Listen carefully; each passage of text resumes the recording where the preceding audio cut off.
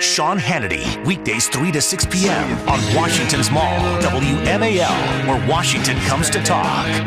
Welcome back to the show. Derek Hunter here with you for the next 25 minutes and change, talking about the Paul Ryan vice presidential pick by Mitt Romney. And it seems to be going over gangbusters with everybody so far. And but there's one voice that I would wait until Monday to get this normally, but thank God they called me to have come in and do this show today because I get to hear it early, and so do you. Welcome to the show, Mark Levin, F. Lee Levin, as he used to be known, as I remember him from the Rush Limbaugh show. Welcome to the show, Mr. Levin. Derek, my brother, how are you? I am doing well and doing much better now that you're here. When you heard about this late last night, I assume, because your show, it sort of started to break, maybe near the end, the rumors mill started flying, but then around 11:30 it really broke.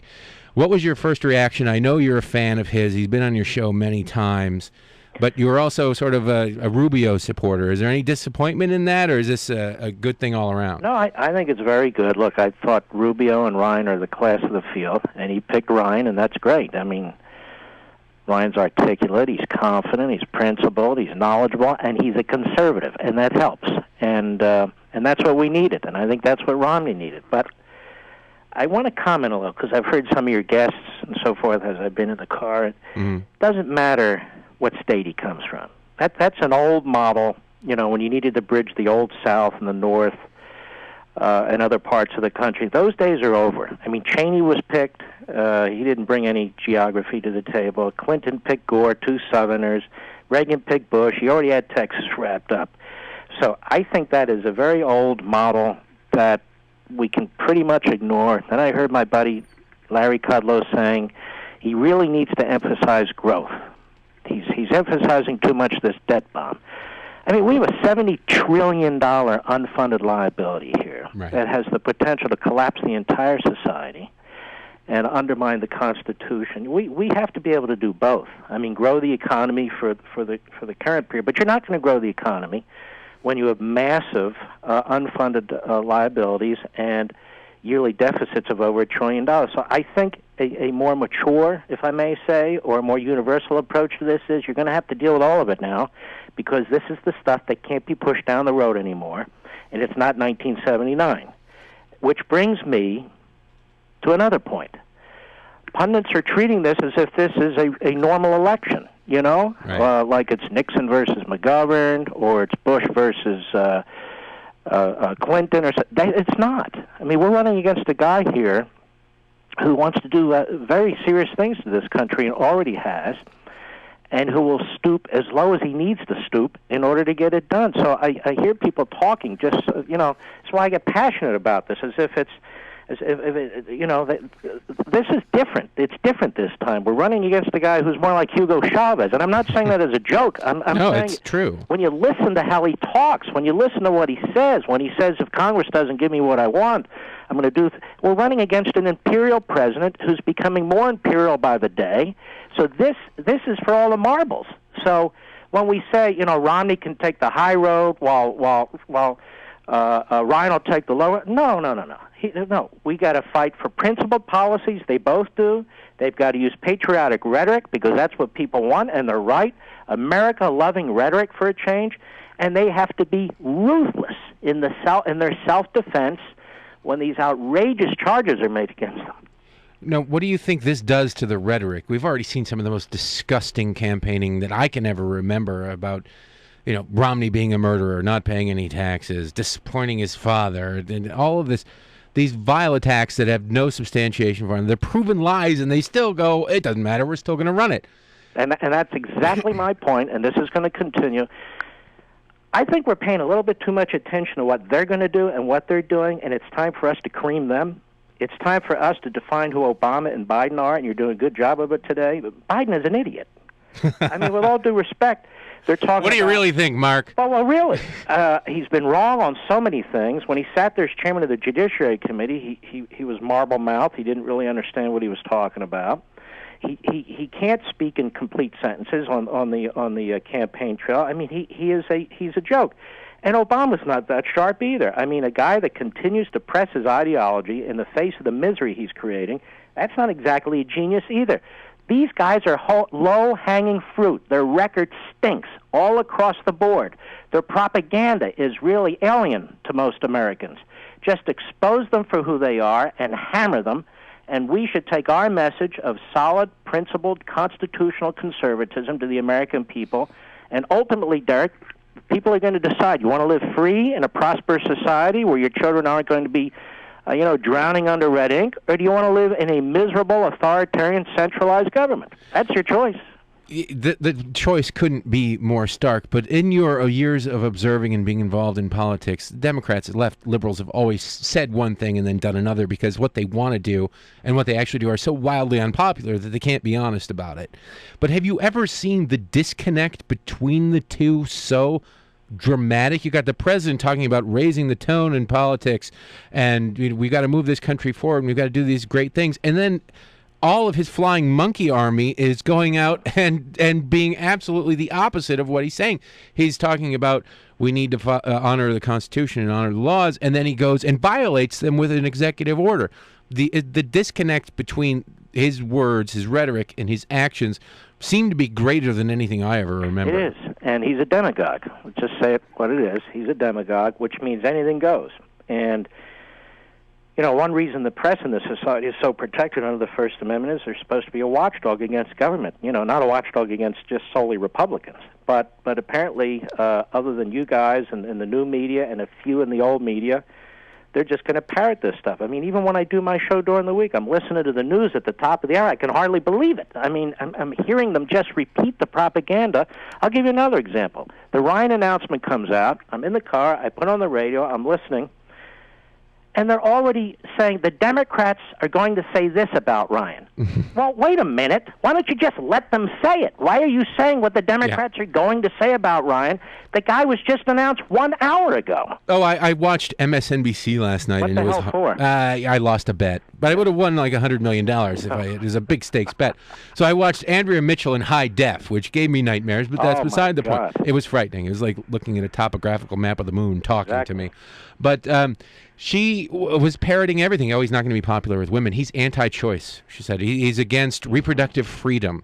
And you're right. The fourth estate, as they used to call themselves, has become the fifth column in this country. That's exactly right. So, I mean, and Reagan had to overcome it too, and he did, and we can. They just need to stay focused. They have to be tough.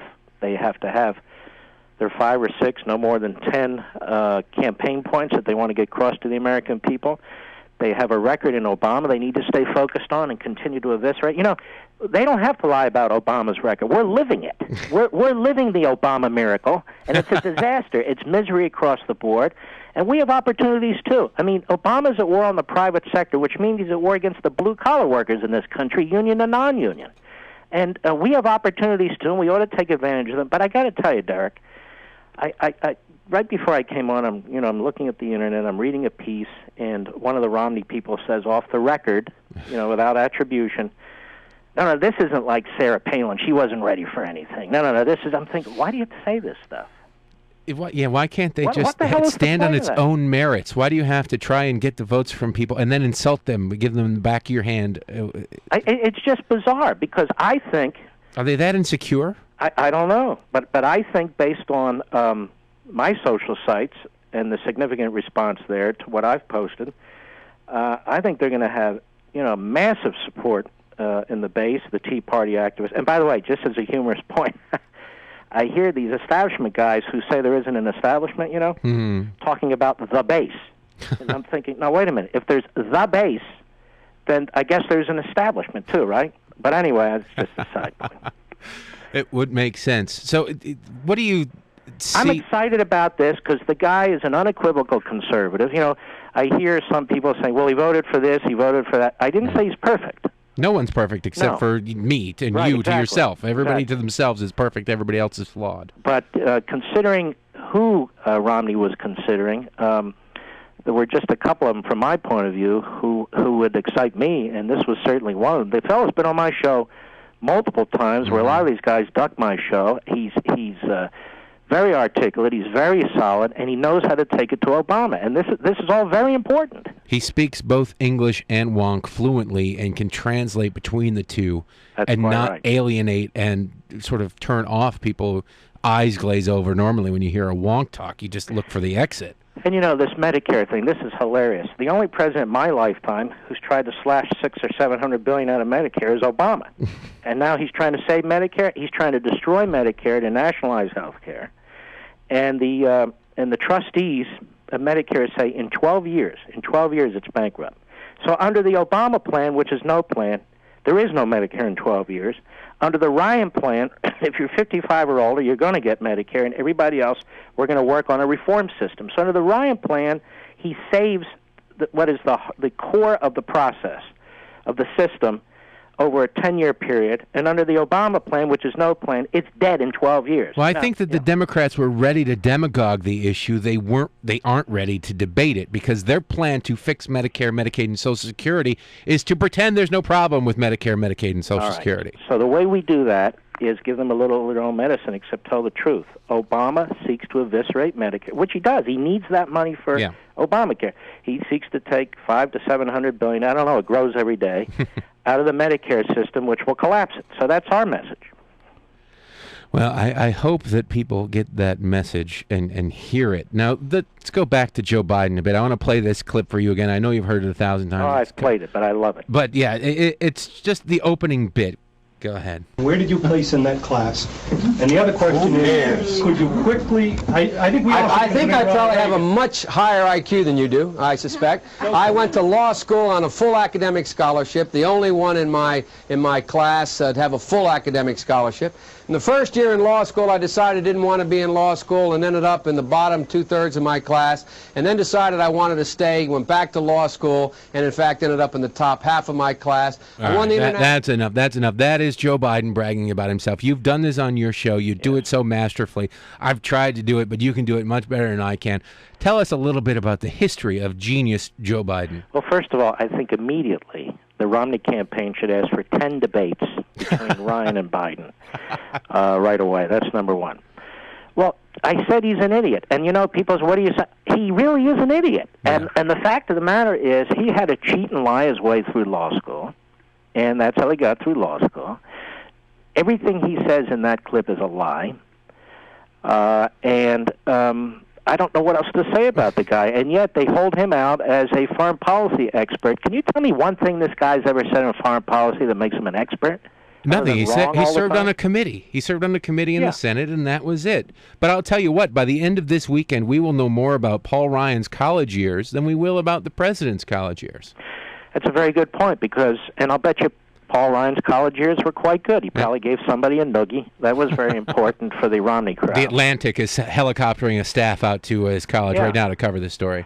Oh, yeah. And, of course, in the case of Obama, we don't see his transcripts. We don't know how he got admitted to these schools. We don't know what his grades were. You want to know why? Because his grades suck. Because if they're really good, we know what they are. I mean, is he Phi Beta Kappa? Have we heard that he's Phi Beta Kappa? No, we haven't. So he's not Phi Beta Kappa. We know that much. What we don't know is how he got into these schools, and particularly since he wrote in his own fictional autobiography that the 2 last years of high school, he was in basically a drug-induced stupor. So I don't know how they got into Occidental or moved over to Columbia. I just know it's very hard, but somehow he did it. It's a charmed life, and it really is amazing that somebody could go and, his whole argument is this country is biased. The playing field is slanted. We can't do, and his own biography undercuts that argument. He came from a horrible home with not a lot of money. His parents were both absentee losers, and he rose to the presidency of the United States, making very impressive stops along the way. And then he turns around and he talks about how what he just did can't be done. Most of these malcontents, and that's what I call them, most of these malcontents, whether you look at Mao or Lenin or Castro or Chavez or Obama or I think I said Lenin, they all come from upper middle class families. Their parents are professionals. None of them have been like, poor dirt farmers or anything of the sort. Right. Castro, his family was upper middle class. He was a lawyer. Mao's parents were professors. Lenin's parents were upper middle class. And these are people, and Eric Hoffer explains it, who never really quite went through puberty like the rest of us. They're stuck in this prepubescent phase, and the problem is when they get power, they take it out on all the rest of us, and that's where Obama is. Truer words have never been spoken. Mark, before I let you go, I want to give you a chance because I'm an animal lover too, a different type of animal. I like cats, you like dogs, but talk a little bit about your charity and how people can get involved and find out information about it. Well, it's a local shelter. It's not my charity, but I've kind of taken it under my wing a little bit. And if they go to marklevinshow.com, we have a direct link there. Or any of these nonprofit private shelters in your area, you can support them. The one I support is Lost Dog and Cat Fund, which is a fund that I set up when my dogs passed away. But I don't like these county-run and state-run animal shelters that put them to death after 2 or 3 days. These no-kill shelters, they're the ones to support. These and the contributions tax-deductible if they're a nonprofit organization.